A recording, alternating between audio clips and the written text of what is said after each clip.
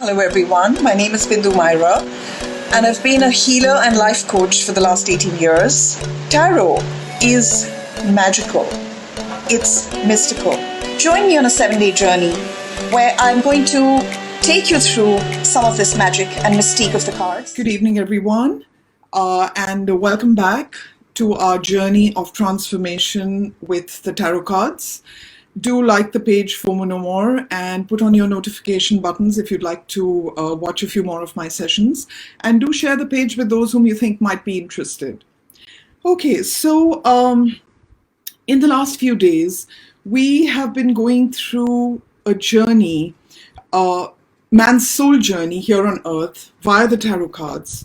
And the tarot cards are basically a meditative tool by which we can actually gain access to higher levels of consciousness and travel a path towards spiritual growth. The study of the cards, working with the cards, is just simply awesome in making this happen. So the tarot actually combines Egyptian mysteries, Hermetic philosophies, the Kabbalah, alchemy, and other mystical systems that have come from different parts of the globe and have come down centuries. And many people actually believe that with its combination of astrology, numerology, symbology, and the occult, all of which are inbuilt into the cards, that people believe that the tarot is actually almost the key to all other esoteric systems. Now, the major arcana, which are the cards that we are going through, which are the heart of the tarot, which are the ones that describe man's journey through life, with the major arcana, each card shows us, presents, describes, and illustrates and explains an archetypal energy or experience that a soul must go through in order to eventually gain wholeness and enlightenment of spirit and an understanding of the light. Now, most people actually reach enlightenment and enjoy that fulfillment of that enlightenment only once they have destroyed the mask of the persona. Another way to describe it is the ego. Once they've done that, they are then actually able to return to the ordinary world renewed with this awareness. And this awareness only comes after having walked the path of the initiate. We've been going through all the cards all these days. We've been going through the journey of the initiate. And after having delved into and experienced the different soul energies. So having walked through the fire, having walked through our dark side, having walked through our shadow side, and I have touched upon all these as we've gone along, and also having experienced all the other energies and experiences that are part of a school of life. I always say coming to earth is like being in boarding school because you get to go home eventually. And I am going to say this again, every soul is actually walking a different learning curve here in terms of their primary learning. Someone's here to learn independence, someone's here to learn forgiveness, someone's here to learn about fame and fortune, someone's here to learn about poverty, someone's here to learn about humility, and so on and so forth. But in the larger scheme of things, a soul needs to experience all the varied aspects of the soul in order to finally reach a place of wholeness. However, there are people who actually seek something greater. They actually seek a complete union with the spiritual foundations of reality. For people like them, it is not enough to simply sense spirit running through their lives. I mean, we all do that at some level. But these kind of people actually wish to know this force in full consciousness. And the enlightenment and teachings and examples of these kind of people are the ones that really finally end up enriching our lives. When we think about it, in its truest form, life is actually really simple. It is simple, it is pure, and it is filled with what I would refer to as undifferentiated energy, in which everything exists at once. There are no forms, no parts, and no pieces of eternity. Now, our consciousness, by virtue of being there, actually protects us from the sheer luminosity and brightness of what being in touch with everything all at once would do. It would be a really, really overwhelming experience. So what our consciousness does is it actually breaks down the totality of life into opposites, into categories. And what happens is we end up needing to walk through these polarities. We need to experience their difference. I've been talking time and time again about this thread of duality and polarity that exists through the whole path and journey of the soul and the initiate. We need to experience their difference. And the only way I think we are somewhere even capable of doing this is to experience it, experience by experience. Otherwise, it would all be just too overwhelming. And by going through experience by experience, we finally find our center. Now, to get beyond the veil, our consciousness is what has created the veil between the temple of our subconscious. We must first go into the darkness of the self. And this passage through the darkness brings finally an understanding of the light. I said this to you, in the world of duality, each aspect has an aspect of the other embedded in it. And to know light, you have to know darkness. And this then would bring an understanding of light, going through the darkness, going through your shadow side, going through whatever the trials and travails and tribulations of your life. And this finally is what matures the soul, and then eventually, finally, will lead to the land of eternal life. Once that happens, the initiate is then able to act in the outer world, whilst at the same time never losing that sense of vastness and wonder within. That's really what the whole path towards wholeness is, and to finally reach a place of being able to operate from there. You don't disappear from one end, you integrate, you mesh the two, you work with the two, and you find your center within the two.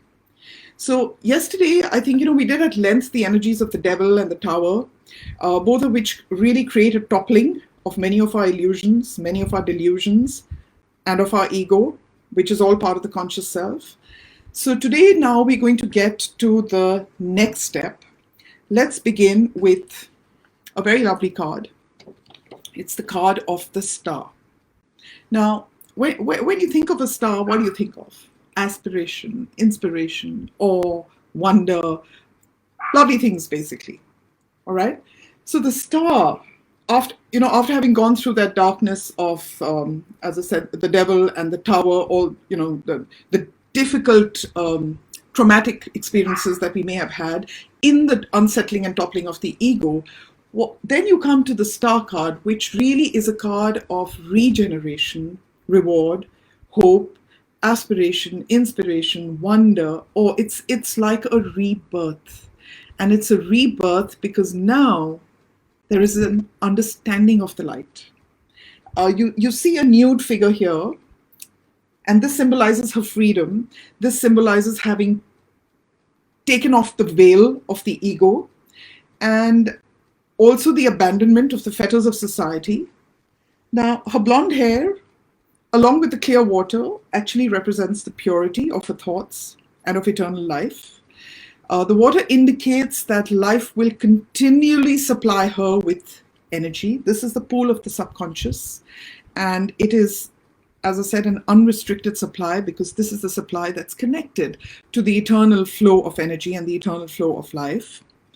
This is the pool of the unconscious, which will continuously supply her.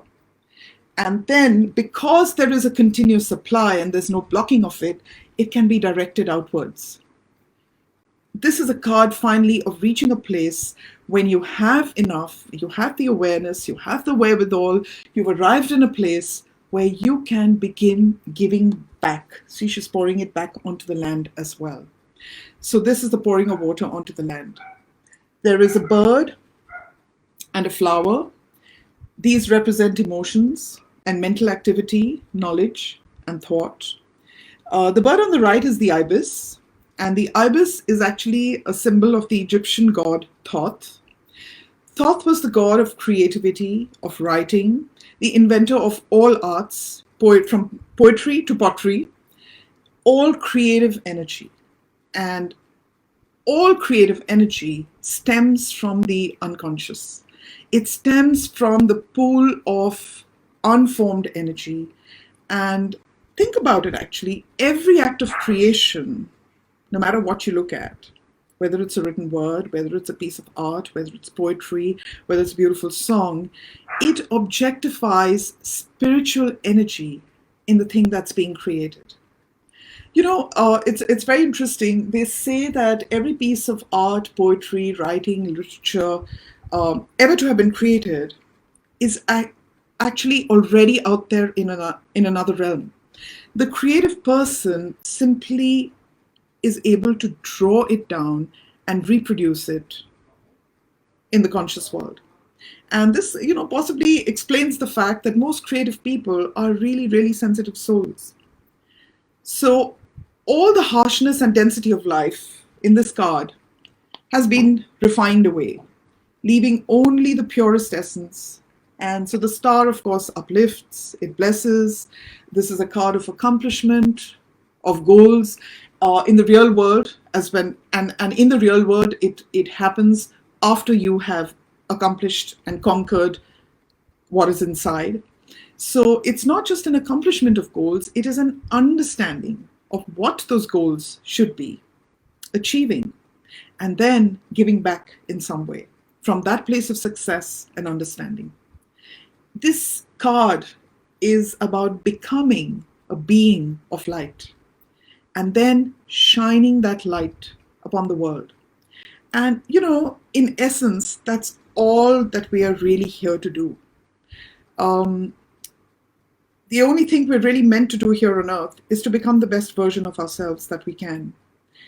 To become light, to refine the light within us, and then shine that light on the world in whatever way by just being who and what you are.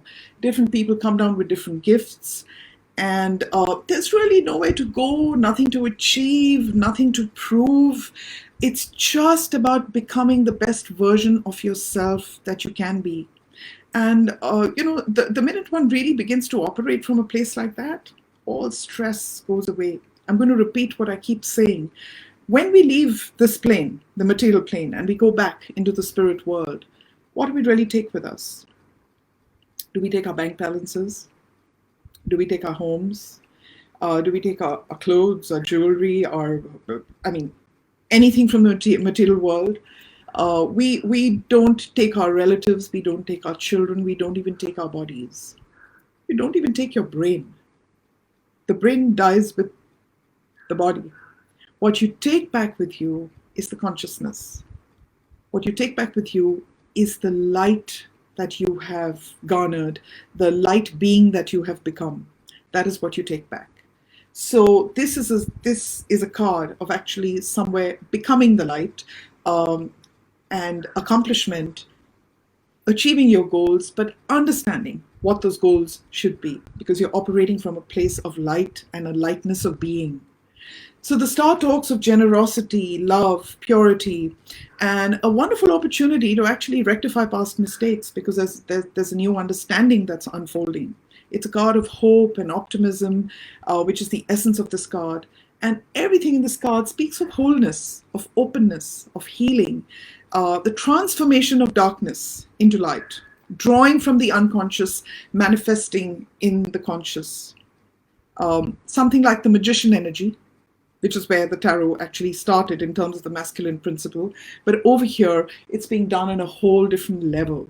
It's being done with an awareness of light, being the light, becoming the light, transformation of darkness into light. So this unconscious, there's a hidden vastness in us, which is changed into the ecstatic awareness of superconsciousness. So basically, this is a rebirth of your ideals, not just ideas, your ideals. And when this card comes up, I always find myself telling people, teach what you know. Teach what you know. And this is a card that tells you you will leave your mark on the world. It comes up a lot for creative people, artists, performers, writers. A lot of that is connected with this card as well. But you will leave your mark on the world, and whenever this card appears, you know you're on the right track. It's a card of inner calm and a feeling of wholeness, inspiration, enthusiasm, connection, feeling like you're on the right track. And this card reminds us to open our hearts and release your fears and doubts. If you've been holding back in any way, now is the time to really go out there and give generously.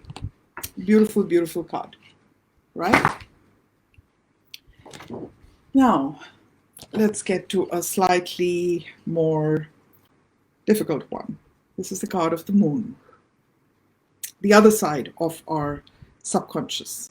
What are you looking at here? There are two towers which actually represent a gateway into the unknown. You can't really even see what's behind it. There are two jackals or dogs, and there's a crayfish or a scorpion trying to actually climb up from the water. And the sense you get is that it never quite makes it on land.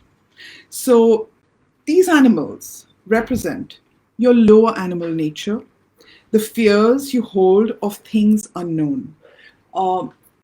You know, there's a beautiful explanation for fear, F-E-A-R. I seem to have forgotten it. I'm sorry. It's all right. It'll come, and I'll get back to you about that. All right. So fears that you hold of things unknown, things not fully understood, are false evidence that appears real. That's all that fears are, folks. Keep that in mind. False evidence that appears real. When you don't know about something, it's something in the unknown, and you end up hyperventilating about something. You're assuming things.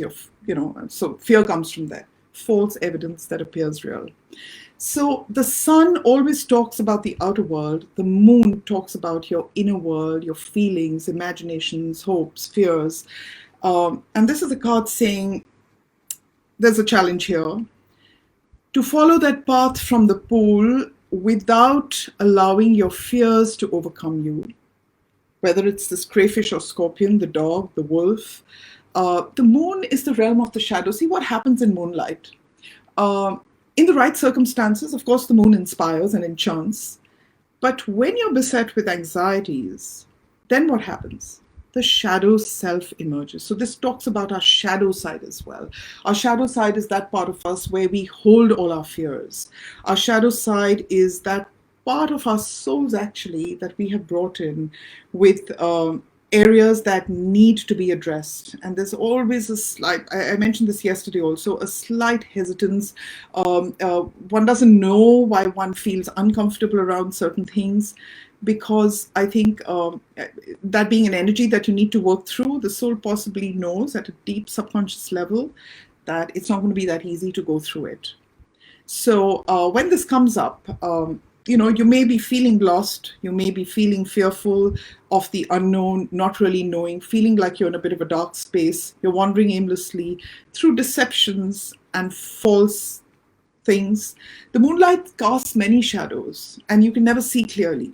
So this is a card that denotes a lack of clarity, imaginings, illusions, delusions, which are ruling the roost, truth which is obscured. So you may need to, whenever this comes up, you're being told, watch your step.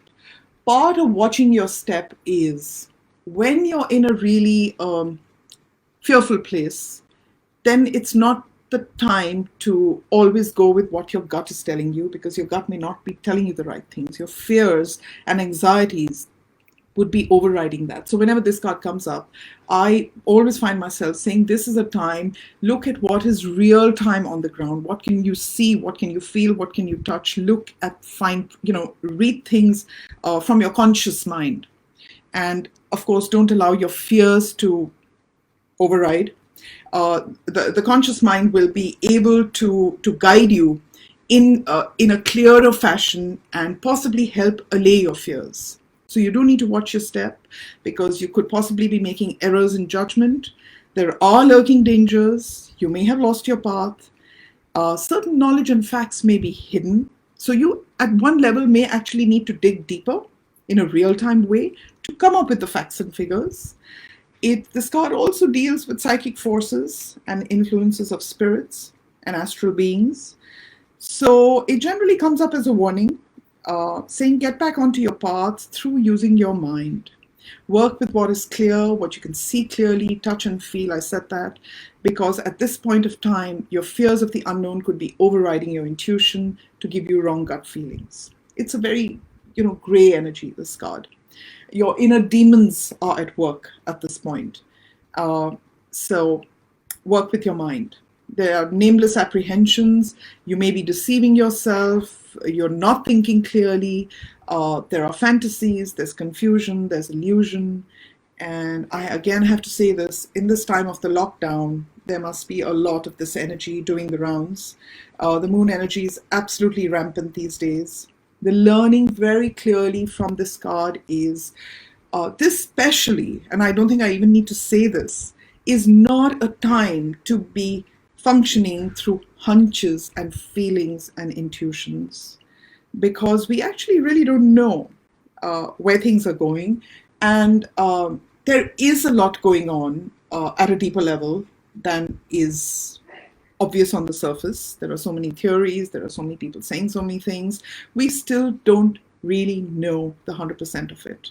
So this is a time to be as clear, as real-time, as practical as possible. Gather as much information before you take any decisions. That was the energy of the moon. And then we come to an absolutely beautiful card. It's card of the sun. It's number 1. And the sun, as we know, is the giver of life.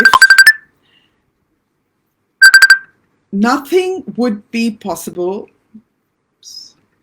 Yeah. The sun is a beautiful card. It's the giver of life. Nothing would exist, nothing would live if it wasn't for the sun. You see it very clearly in this card. Now, what's happening here? There is a child, again, minus any clothes, representing pure spirit. And this child is actually riding without a saddle or without a bridle, because now what has happened? There is a perfect balance that has been achieved between the conscious and the subconscious.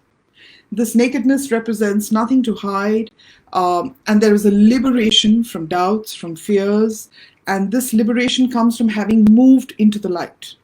The wreath represents all the forces of nature, which are always there supporting one.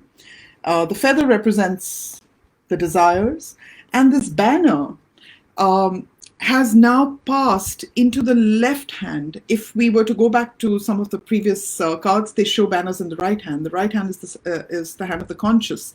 The left hand is the card of the subconscious. So the banner represents a triumph, a learning and understanding, a connection and knowledge of the subconscious.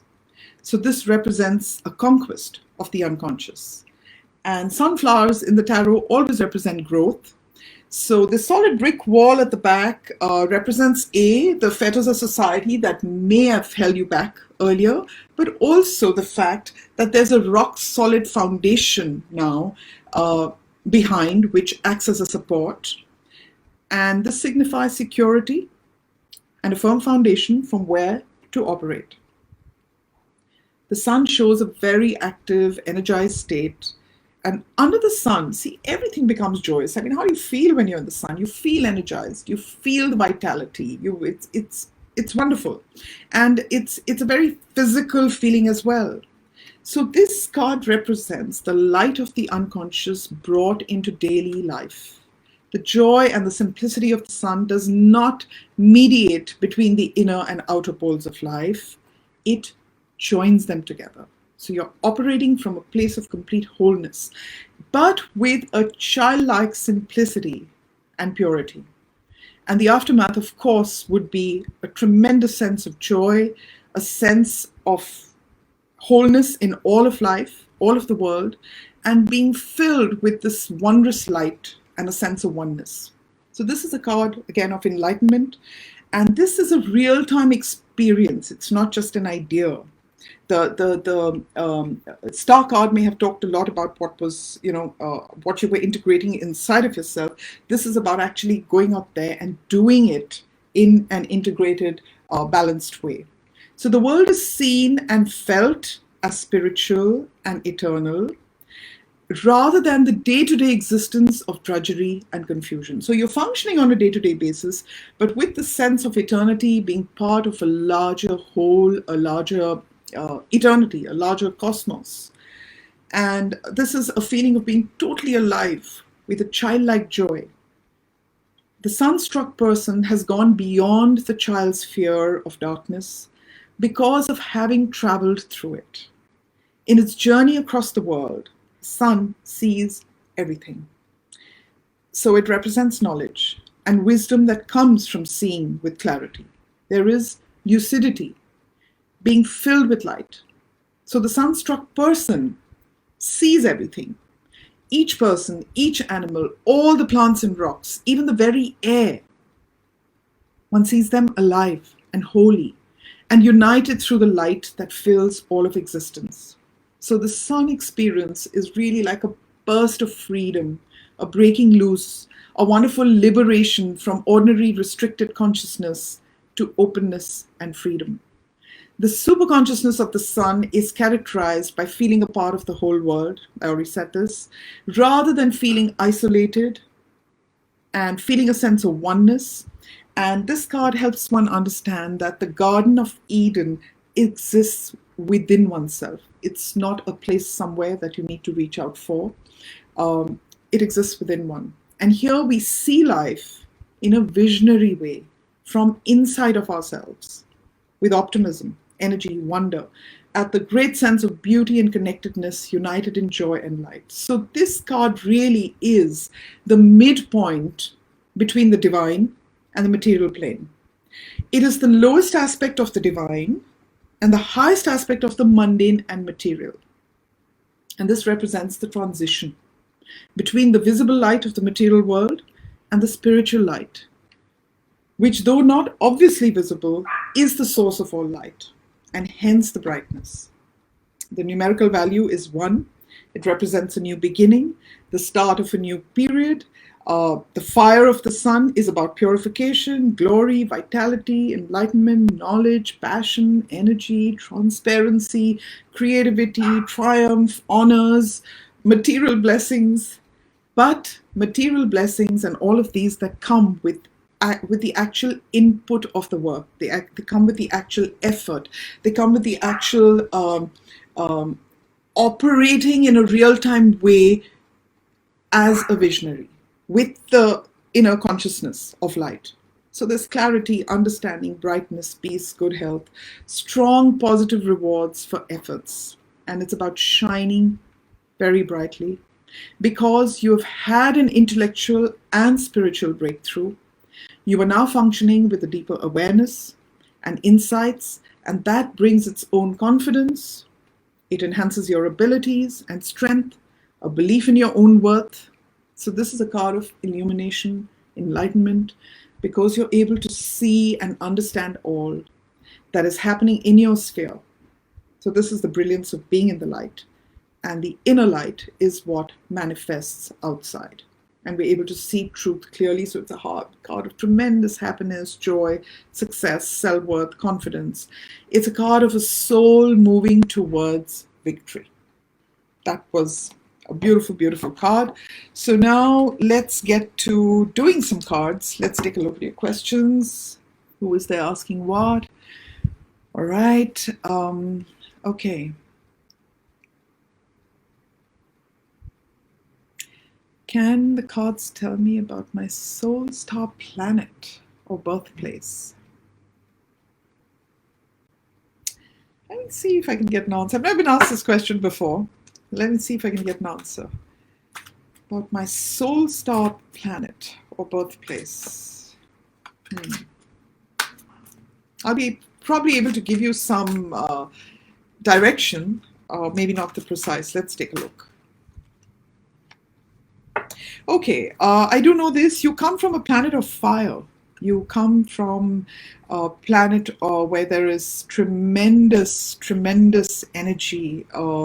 It's a place of fire, and somewhere it's east of Earth. It's east of Earth. That's what I can tell you right now. Okay, Arishi. So Supriya is asking, will the travel industry pick up momentum soon? Okay, let me take a look at this. Will the travel industry pick up momentum soon? I don't know what you mean by soon, but let's see. Oh, well. So, the opportunities are there, but there are going to be a lot of restrictions for a while. It's going to start small. It's going to start small. And then based on how people actually end up handling it, eventually it's coming back. It's coming back to, I'm going to call it peak performance. Great. I'm happy to read this myself. Okay. So Navya says, when will I meet my soulmate? Okay, Navya, let's have a look.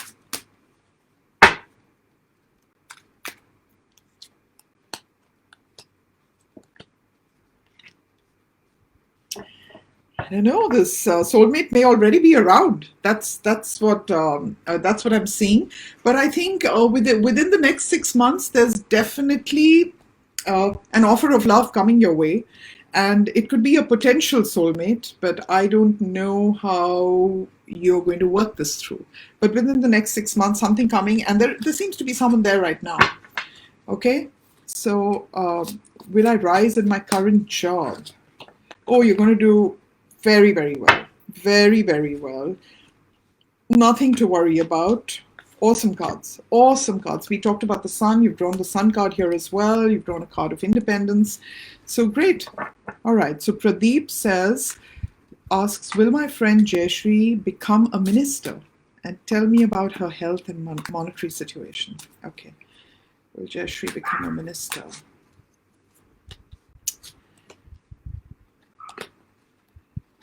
It's not happening immediately. There's still, she still seems to need to create a secure standing for herself. She's going to be let down right now. Immediately, it's not happening. But I think at a later stage, and that could be even after 2 years, I'm seeing some sort of, the only way I can describe this is a rebirth. So whether she ends up joining another party or something comes along, but it's not happening now. It's not happening now. And you want to know about her health. Okay. Her health is not the best at the moment. She's either having back problems or something to do with the head and neck. It could be a neuro thing. There could even be gynae issues. She needs to look into her health. She's not taking care of herself. Her monetary situation. Well, things are on a downswing, but I think she has enough backing to see her through however long the hard time lasts. So there's really nothing to worry about. Okay. Okay, so folks, if any of you would like to share on your timeline with your friends about this, please do so. All right. Priya's asking, will I be changing my job? Yes, Priya. I don't think you're either being able to cope or you particularly like the present one you're in. You're going to get something lovely. It may take a while for you to really find your feet there, but you are going to change your job.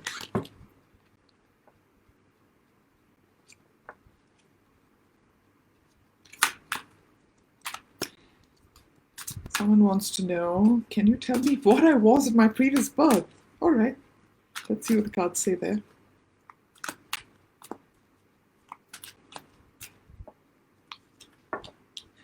All right. So you were a man, and you were a counselor of some sorts, where you were helping people a lot with the written word, with the spoken word. Yeah. So you did some pretty good work in your last life, but you brought some sadness with you. We all do in some ways, but it's showing up here. There's something from this particular lifetime that has shown up, which needs addressing. And I think it may have to do with the fact that you were possibly a little too giving and a little too emotional. So you may find yourself actually being like that now. So this is an area you need to create some kind of a balance. All right. So Sadhana asks, how is my daughter going to be doing for the balance here? Changing a job, finding a soulmate. Okay, Sadhana, let's see if your daughter's going to change a job. She'll have an offer, that's for sure. She seems to be okay right now as well. She will have an offer, so I think the choice will be hers in terms of whether she actually changes or she doesn't. And finding a soulmate.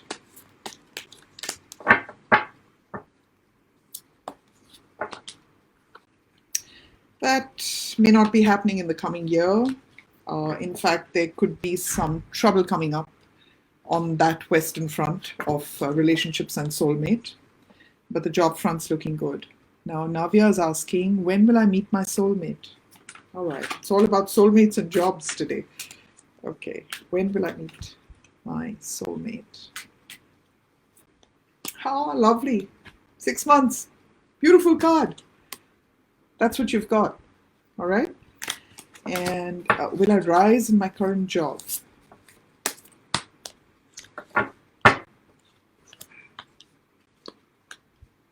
It's going to be slow progress. You will have some sort of an opportunity, but you may end up getting something you don't really want to do. It means, it's like when they change your portfolio, whatever it is you're doing. So in order to rise, you may end up in a space you're not that happy being.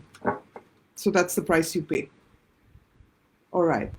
So Nita's asking, is my father in a happy space and at peace? I lost him a month ago. All right.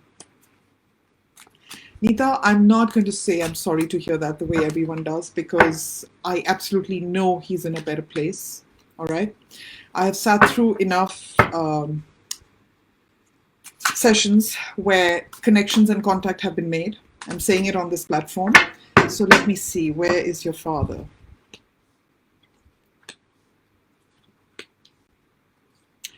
Wow, beautiful cards. Okay, so I do want to say this. He's in a very happy place where he is. I don't know whether you have a brother. He's shown up. He's sending down a lot of love and caring for all of you. Lots of that. But somewhere I think he carries a sense that he may have wanted to do something more. Maybe he left some business unfinished. So that's a thought he has. That's a thought he has. All right, so you've drawn a card. It may have to do either with his mother or your mother. So apart from that, they're beautiful cards. He's in a place of a lot of comfort, love, satisfaction, but feeling like something was left incomplete. So Anita's asking, when will I get married? Okay, when will I get married? Anita.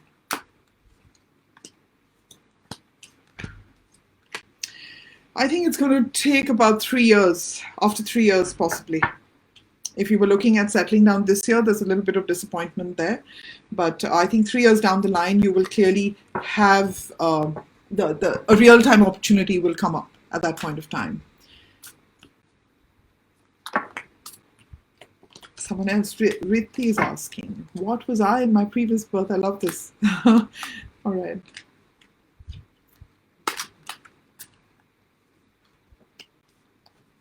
Okay, Rithi.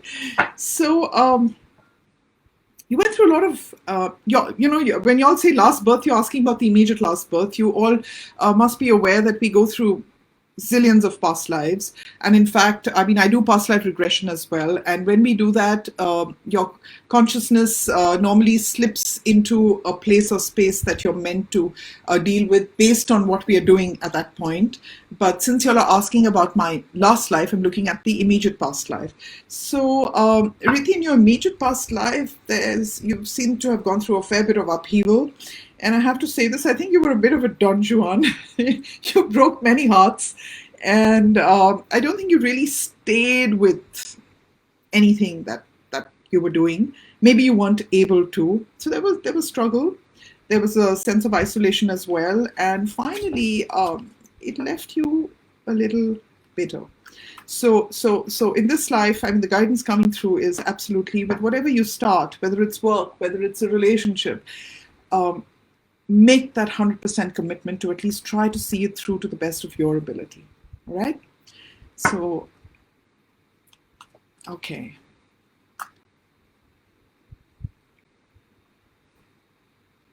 Any other questions? I don't see any more.